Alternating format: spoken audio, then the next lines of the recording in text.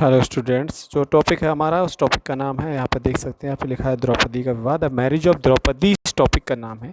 और सबसे इम्पोर्टेंट जो क्वेश्चन है इस बुक का, इस चैप्टर का, वो जो है ये मैं आपके सामने जो है अंडरलाइन कर रहा हूँ। जितना मैंने सर्किल किया हुआ है इतना आपको स्टेटमेंट ध्यान से देखना है। क्वेश्चन देखिए, महाभारत की सबसे चुनौतीपूर्ण उपकथा द्रौपदी से पांडवों के विवाह की है। The most challenging episode of Mahabharata is the marriage of Draupadi with the Pandavas. ठीक है, ये टॉपिक है। अभी हमारा जो मेन टॉपिक था उसका नाम था द सर्च ऑफ कन्वर्जेंस, यानी सादृश्यता की खोज। ठीक है, मैंने आपको सर्च ऑफ कन्वर्जेंस बताया था। कन्वर्जेंस का मतलब होता है मिलाना, मैच करना, कुछ ढूंढना। ठीक है, पहले कन्वर्जेंस में हमने देखा कि किस तरह से प्रेजेंट लाइफ एक्सकैवेशन के थ्रू हमने जानने की कोशिश की कि महाभारत की स्टोरी अगर कहीं हुई थी तो उस प्लेस को ढूंढने के बाद क्या हमें मिलेगा। एक्सकैवेशन में बीबी लाल जी को 5 लेवल्स ऑफ द पॉपुलेशन मिले थे, उसको हमने एक्सप्लेन कर दिया। आपसे जो हम प्रेजेंट टाइम में देख सकते हैं, जो महाभारत की स्टोरी से मैच करता हुआ कुछ इंसिडेंट या एग्जांपल्स हमारे सोसाइटी में, वो है एक example, the great example, the tradition of polyandry system या बहुपति विवाह। अब मोस्ट चैलेंजिंग क्यों है, देखिए क्वेश्चन देखिए ध्यान से। महाभारत की सबसे चुनौतीपूर्ण उपकथा एपिसोड, ठीक है।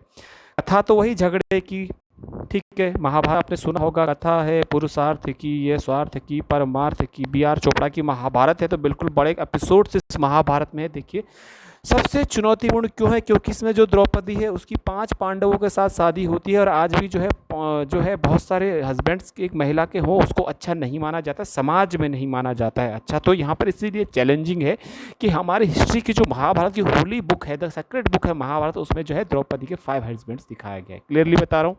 सोसाइटी में जो होता है कुछ एक क्रिटिकल एक थिंकिंग बनी है कि जो है वो मेल के तो बहुत सारी वाइफ्स हो जाएं, लेकिन फीमेल के हस्बैंड्स ना हो, ऐसा एक सोच है। ठीक है, तो करते हैं क्लियर।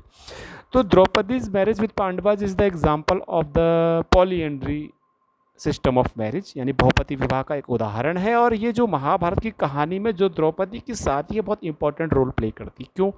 क्योंकि द्रौपदी की शादी होना, द्रौपदी का जो दुर्योधन के साथ कुछ बात होना, कन्वर्जन होना, महाभारत में रीजन्स में एक द्रौपदी का जो गुस्सा है उसको भी बताया था। ठीक है, जब हम देखते हैं कि महाभारत को पढ़ते हैं, महाभारत जो एक एपिक है, ग्रेट एपिक है, उसको पढ़ते हैं, तो हमने देखा जो इसके लेखक हैं या लेखक बहुत सारे लेखक हैं, the authors of Mahabharata and the many authors of Mahabharata. देखिए आप क्लियरली देखना है, यहाँ पर लिखा है लेखक, और ब्रेक में लिखा को। लेखक भी हो सकता है, को भी हो सकता है। इसका मतलब महाभारत का क्या कोई एक लेखक था या बहुत सारे लेखक थे, उसने खुद ही ब्रैकेट में ऐसा एनसीईआरटी में कर रखा है। ठीक है, बहुत सूत थे, ब्राह्मण थे, व्यास थे, बहुत सारे थे। ठीक है, तो there were the many authors of Mahabharata, there are many contribution of the many authors in the Mahabharata, so they try to give the clarification in the issue of the marriage of Draupadi with 5 Pandavas. उन्होंने स्पष्टीकरण देने का प्रयास किया लेखकों ने महाभारत में ही कि किस तरीके से जो है उसकी शादी 5 पांडवों से हुई। तो देखिए एक्सप्लेनेशन मैं भी कर रहा हूँ।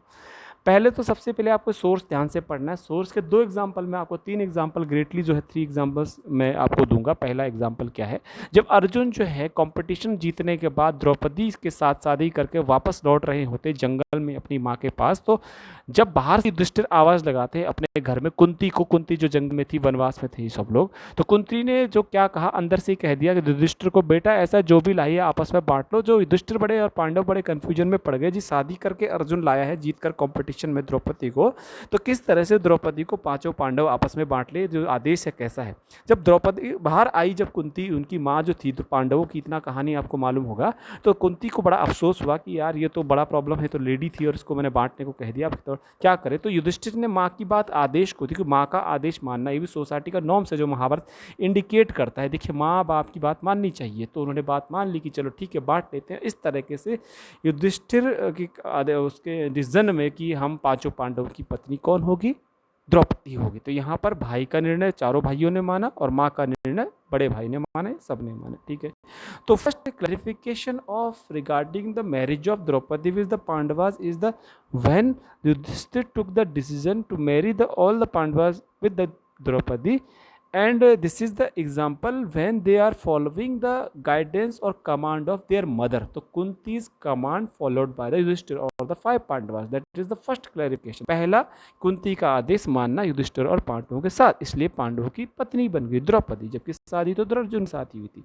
सेकेंड एग्जाम्पल आपको जो हेडिंग लिखनी है वो है Pandavas are the avatars of Indra. अवतार है, पांडव क्या है, इंद्र के अवतार है। अब इंद्र के अवतार, अवतार शब्द का मीनिंग क्या था। अवतार क्या मतलब होता है, हिंदू धर्म में ये माना जाता है कि कोई भी देवता जो होते हैं वो धरती पर जन्म लेते हैं और उस जन्म लेने को अवतार कहा जाता है। उस जन्म लेने को क्या कहा जाता है, अवतार कहा जाता है। अब अवतार का मीनिंग जो है, every god in Hindu religion took birth in the earth as a human being and that system is called, that particular term is called the avatar. या कहा, ये क्या कहा जाता है, अवतार इसको कहा जाता है। अवतार को इंग्लिश में कहते इनकारनेशंस, इनकारनेशंस, ठीक है। तो Indra's 5 Pandavas are the incarnations of the Pandavas, ठीक है। तो ये भी हो गया। तो इस तरह से पांचों पांडव इंद्र के अवतार हैं। तो जो द्रौपदी है तो उनकी पत्नी वो भी थी, इंद्र की ही पत्नी थी, तो क्लियरली इनकी शादी, ठीक है। अगला एग्जाम्पल जो है, ये एग्जाम्पल किसने दिया है, वेद व्यास ने द्रुपद को बताया है। जब द्रुपद जो द्रौपदी के पिता थे वो परेशान हुए कि यार ये तो गलत है, अर्जुन के साथ शादी हुई थी, कंपटीशन उसने जीता था, तो 4 पांडवों के साथ भी क्यों शादी द्रौपदी की कर दी। तो क्लैरिफाई कर रहे हैं वहां पर वेद व्यास जी, किसको बता रहे हैं, किसको, द्रुपद को, ठीक। अगला क्या बता रहे हैं, द्रुपद ने एक और कहानी बताई द्रुपद को कि जो एक लेडी थी और उस लेडी ने जो है तपस्या की, उसने प्रेयर की, प्रार्थना की और गॉड, शिव से भगवान ने उसको वरदान दिया। तो lady prayed to the Shiva god and god give her the 5 boons। तो उस लेडी ने 5 वरदान जोश में मांग लिए। In the enthusiasm she just demanded the 5 boons and उसको 5 वरदान मिल गए। 5 वरदान थे कि 5 पतियों का वरदान मांगा, तो 5 पतियों का वरदान उसको मिल गया। तो वही लेडी द्रौपदी है जिसने कि 5 पतियों का वरदान शिव से लिया था और उसको 5 पति के रूप में 5 पांडव मिल गए हैं। तो इस तरह से टेक्स्ट में जो ऑथर्स हैं यहाँ पर, जिन्होंने महाभारत को शायद लिखा था, जो वेद व्यास हैं, they are clarifying the issue of marriage with the 5 Pandavas of Draupadi in the 2 topics. First Drupada को बता रहे हैं कि इंद्र के अवतार है, सेकंड बता रहे हैं कि शिव के 5 वरदान है, क्योंकि महिला नहीं मांगे थे कि मेरे 5 पति मुझे चाहिए, और इस जन्म में उसको 5 पति मिल गए हैं, तो वरदान पूरा हो गया। Second, Kunti's command is followed by the Yudhishthir. Yudhishthir ने कुंती की बात को मान लिया, तो माँ का आगे मानना है। तीन क्लैरिफिकेशन उन्हीं महाभारत में दिए गए हैं। तो रिलीजियसली सोसाइटी में कोई उंगली ताकि ना उठाए। नेक्स्ट पॉइंट में हम आते हैं, एग्जाम्पल वहाँ पर सबसे बढ़िया एग्जाम्पल है। अब हिस्टोरियंस क्या मानते हैं, अब हिस्टोरियंस का क्या मानना है, इतिहासकारों ने कैसा क्लेरिफिकेशन दिया है इस पॉलीएंड्री सिस्टम के बारे में। हिस्टोरियंस जो पॉइंट हो सकते हैं, historians suggest that the polyandry system was only followed in the particular time period और in the particular ruling class. किसी विशेष शासक वर्ग में, किसी उच्च वर्ग में ही, या जो क्षत्रिय वर्ग में ही ये जो है बहुपति विवाह प्रथा किसी विशेष काल में प्रचलित रही होगी, ठीक है।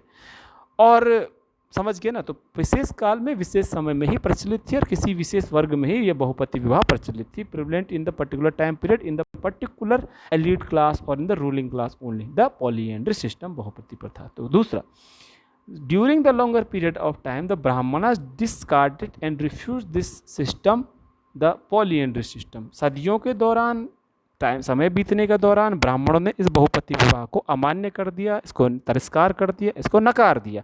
क्योंकि बाद में धीरे धीरे जो श्लोक बढ़ते गए महाभारत में, ईसा की पूर्व 4वीं शताब्दी तक, ईसा की 4वीं शताब्दी तक, AD 400 AD तक इसको लिखा जाता रहा, तो उन्होंने डिस्क्वालीफाई कर दिया जी कि इसमें शादी जो है बहुपति विवाह गलत है। अगला हमारे पास एक पॉइंट आता है, नेक्स्ट पॉइंट आता है, सेकेंड पॉइंट का आपके पास एग्जाम्पल आता है कि ब्राह्मणों ने, ठीक है, हिस्टोरियंस एक इंडिकेट कर रहे हैं, तो historian indicate that polyandry system was undesirable and that is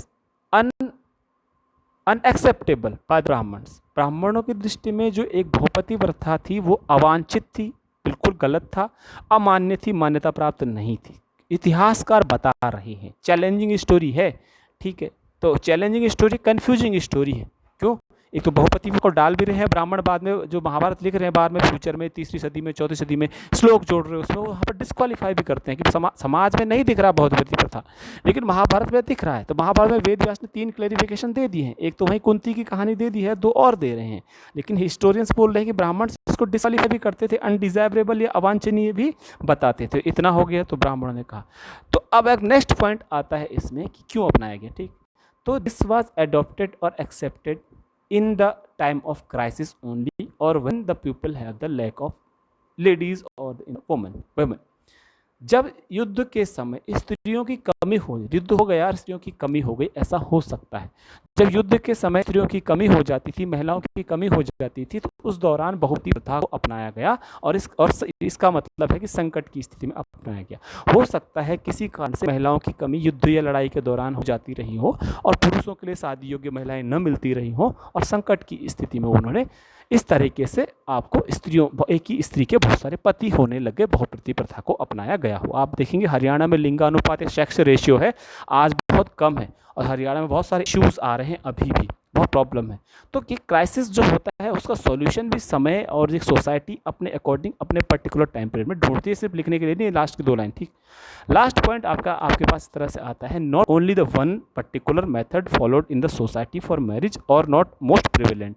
न तो भूपति विवाह की प्रथा एकमात्र विवाह पद्धति थी और न सबसे अधिक प्रचलित पद्धति थी। आपको पता है एक विवाह भी होता है, एक पत्नी विवाह भी होता है, सिंगल हस्बैंड मैरिज भी होती है, वन सिंगल वुमन या सिंगल जो वाइफ मैरिज भी होती है, और पॉलीगिनी यानी कि बहुपत्नी प्रथा भी होती है। तो आप देखेंगे बहुपत्नी ज़्यादा समाज में चलता था, आज तो हर एक व्यक्ति की एक पत्नी होती है आमतौर पर। तो बहुपति प्रथा न तो विवाह पद्धति एकमात्र थी, न तो समाज में सभी लोग बहुपति प्रभाव करते थे और न ही सबसे अधिक प्रचलित थी, न ही इसको अधिकतर किया जाता था। ठीक है, तो क्वेश्चन फिर नेक्स्ट आता है, एनसीईआरटी के अकॉर्डिंग चल रहे हैं तो क्या इसमें चेंजेस है, तो फिर क्यों जो आपके लेखक है, राइटर्स हैं, जो हमारे ऑथर्स जिन्होंने महाभारत लिखी, why they connected that is tradition to the characters of the Mahabharata. क्यों महाभारत के जो लिखने वाले थे, कंपोजर थे, जो भी थे, वेद व्यास थे, आगे आने वाले ब्राह्मण थे, उन्होंने हमेशा से द्रौपदी को कैरेक्टर को पंचपति प्रथा में जोड़कर या जो बहुपति प्रथा है पॉलीएंड्री सिस्टम में जोड़कर देखा। तो उसका क्या है, सृजनात्मक साहित्य की जरूरत है। The creative literature work has its own needs. Creative literature work मतलब इसका मतलब है जब भी कोई लेखक कोई साहित्य लिखता है तो उसको कल्पना करनी पड़ती है और साहित्य में अपने हिसाब से उसको इमेजिनेशन के थ्रू राइटिंग लिखना पड़ता है। तो इससे क्या होता है कि साहित्य में कहीं ना कहीं ट्विस्ट आता है, मोड़ आते हैं, कहानी में रोमांच आता है, कहानी की घटनाओं का रिजल्ट निकलते हैं, तभी पाठक में रुचि पैदा होती है। तो जब भी सृजन होगा साहित्य का, अगर आप महाभारत को साहित्य न मानिए, देखिए साहित्य मानिए पहले, अगर आप साहित्य मान रहे हैं तो साहित्य मान रहे हैं तो आपको ये मानना पड़ेगा किसी लेखक ने लिखा होगा, डायरेक्टर था कोई और ड्रामा लिखा है उसने, तो उसने क्या किया, उसने फ्रीडम ली वहाँ पर, he took freedom to write Mahabharata, the drama of Mahabharata, and who took the tradition of society like the polyandry system to put it in the Mahabharata drama to create the interest of people, to create the twist in the story। तो मतलब कुल मिला के एक last point आ जाता है कि जरूरी नहीं है कि जो कुछ साहित्य में लिखा गया हो वही समाज में भी हो, क्योंकि लेखक को हमेशा कल्पनाशील होना पड़ता है और सृजन करना पड़ता है। तो सृजन करने के लिए जरूरी नहीं है कि समाज में हर वास्तविकता को वहाँ दिखाया जाए। हो सकता है बहुपति की प्रथा समाज में ना ही हो और उसने अपनी कल्पनाशीलता से वहाँ द्रौपदी की विवाह को वहाँ दिखा दिया हो और वास्तव में ऐसा हो सकता है ना रहा हो। ठीक है, तो क्लियरली अब कहानी को फिर से हम पॉइंट आउट करते हैं। 8 पॉइंट्स जो आपको इससे लिखने हैं। पहला पॉइंट आता है कि महाभारत की जो कथा है वो सबसे चुनौतीपूर्ण उसमें जो है द्रौपदी की शादी की कहानी है। द्रौपदी की कहानी जो है महाभारत की सबसे चुनौतीपूर्ण है, इसलिए फर्स्ट पॉइंट क्योंकि ये बहुपति प्रथा का उदाहरण है। It is the example of the polyandry system of marriage. First point headings में आता है, the authors give many clarification regarding the marriage of Draupadi with the 5 Pandavas. लेखकों के द्वारा बहुत सारे स्पष्टीकरण दिए गए हैं कि किस तरीके से द्रौपदी की शादी जो है 5 पांडवों से होती। पहला क्लैरिफिकेशन, कुंती की आज्ञा युधिष्ठिर और पांडवों के द्वारा मानना, Kunti's command followed by the Yudhishthir and all other 4 Pandava. Second, Pandav Indra के अवतार हैं। पांडव क्या है, इंद्र के अवतार हैं। इंद्र के अवतार का मतलब होता है द पांडवाज और 5 Pandavas were the incarnations of god Indra और द गॉड इंद्रा और द डिटाई इंद्रा। ठीक है, देवता इंद्र के अवतार हैं, इनकारनेशंस। ठीक है, थर्ड आता है आपके पास, particularly prevalent in any ruling class और एनी इलीट क्लास। किसी विशेष वर्ग में किसी खास काल में प्रचलित थी। अगला आता है, ब्राह्मणों ने समय के साथ अमान्य कर दिया। Brahmanas discarded and refused it during the period of time. ठीक, अगला आता है, प्रिवलेंट इन हिमालयन रीजन। ये पॉइंट मेरा गलती से छूट गया था। प्रिवलेंट इन हिमालयन रीजन और द पर्टिकुलर स्मॉल रीजन, किसी विशेष क्षेत्र में ही प्रचलित अभी भी है विशेष तौर पर हिमालय क्षेत्र, उत्तराखंड हो गया और हिमाचल प्रदेश में ये जो है आपको पॉलिनेटरी सिस्टम फॉलो थोड़ा कम मात्रा में अब होता है, किया जाता है। यानी adopted in the time of crisis and when the lack of woman were there, यानी कि in the lack of woman and during the period of crisis, संकट के समय अपनाया गया, स्त्रियों की कमी के कारण अपनाया गया था। स्पष्टीकरण दिए जा रहे हैं लगातार, क्यों भैया, क्या है बहुपति विवाह। अगला है, एकमात्र और प्रचलित विवाह पद्धति नहीं, not only one method of marriage and not the most prevalent method of marriage. ठीक, इतना हो गया। नेक्स्ट, सृजनात्मक साहित्य की आवश्यकता, the need of creative literature work. सृजनात्मक का मतलब सृजन करना। कब कोई कुछ लेखक कुछ लिखता है तो उसे कहते हैं सृजन, कुछ बना रहा है। जब कुछ लेखक कुछ लिख रहा है तो नया लिखने की कोशिश करता है, तो उस कहानी में कुछ नया जोड़ना है, ड्रामा ट्विस्ट करना पड़ता है। आपने टीवी सीरियल बहुत सारे देखे हुए, ऐसी ऐसी घटनाएं दिखा देते हैं जो समाज में हो ही नहीं सकती, ऐसा लगता है। तो ये भी एक, अगर आप महाभारत को ड्रामा माने, उसमें सृजन किया गया, क्रिएटिव वर्क। तो every literature had need its freedom, its need to write something different. So हो सकता है महाभारत में पंचवटी प्रथा की कहानी को पूरा करने के लिए, ट्विस्ट लाने के लिए, रोमांच लाने के लिए, मोड़ लाने के लिए खाली प्रथा को समाज से जोड़ दिया गया हो सकता है। जरूरी नहीं है कि ट्रेडिशन हिस्ट्री में ऐसी परंपरा रही हो। ठीक, लास्ट है, ब्राह्मणों की दृष्टि में अवांछित, most undesirable in the Brahmins discarded it in the future when they just put many shlokas, connected many slokas, many more portions they include in the Mahabharata. Mahabharata जो है ये ब्राह्मणों की दृष्टि में अवांछित थी। 8 पॉइंट्स आपको बनाने हैं, 3 तो पांडव, इंद्र, शिव, कुंती हो गया, उसको आपको लिखना है। 8 पॉइंट्स का क्वेश्चन है, बहुत इंपॉर्टेंट है, ध्यान दीजिएगा इस पर। Thank you very much.